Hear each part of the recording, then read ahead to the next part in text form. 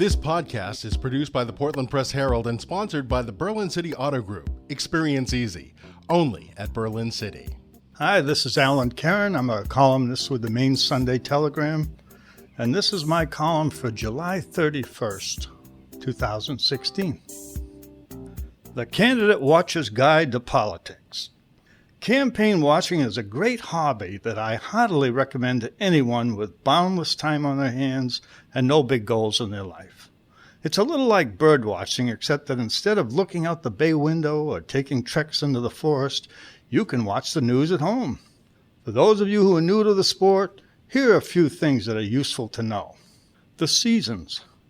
We're just now rounding the first turn in the presidential race with the conventions behind us. Next up, not much. Between now and Labor Day, the country will more or less doze quietly in beach chairs, more concerned with hamburgers and hot dogs than politics and scandals. The campaigns will keep going round the clock and through the summer, of course, and so will the media.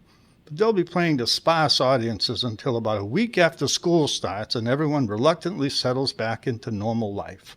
A few weeks ago, I urged people to take advantage of this time to relax and enjoy the summer.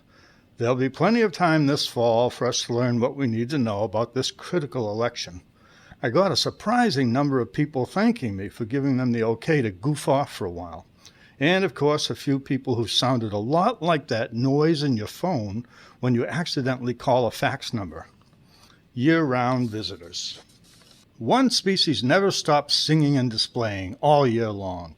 They're the hardness politicos, known as formerly as the whack jobs, who can be found at the feeder of their favorite partisan media outlet every morning, bulking up for the day. They'll spend most of their waking hours hurling squawking insults at each other on the internet and making absolutely final and irrefutable predictions based on what they hope will happen. None of it will have the least effect on the election. Each season produces a new crop of Nubians pilaneus, drawn to a stirring candidate's call or an attractive issue. Two varieties of these Nubians are most commonly observed. The first is composed of good-hearted people who are so earnest it can cause furrows to appear on their foreheads prematurely. They are somehow part of the same species of the other newbies who like to blow air horns in crowded elevators. They also like to plaster their car, house, family, friends, and pets with bumper stickers, which is helpful for spotting them at a distance so you can cross the street in time. The timing of candidate watching is important. Despite the fevered daily displays of campaigns, most voters don't pay much attention until the fall, when a low chatter will begin at the local cafe or diner.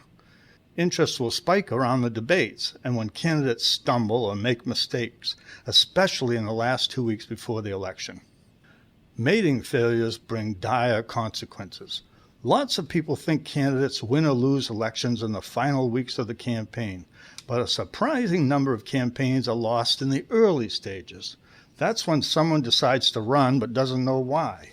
A weak staff is assembled. Volunteers aren't energized. Money isn't raised. The message makes no sense. The effects may not be immediately apparent, but they tend to show themselves later in the race. The Trump campaign over the last 8 weeks offers an illustration. After gaining the nomination 5 weeks ahead of Hillary Clinton, instead of laying a foundation, his campaign spent most of its time insulting and threatening other Republicans and allowing Clinton to vastly outraise and outorganize them. The results began to show in the Republican convention, which was notable for sloppy plagiarizing, the absence of any Republican stars, and a Cruz non-endorsement. The Clinton campaign, on the other hand, spent that time raising money, building organizations in battleground states, negotiating a smart deal with Sanders, and enlisting just about every famous living Democrat to speak at their generally successful convention.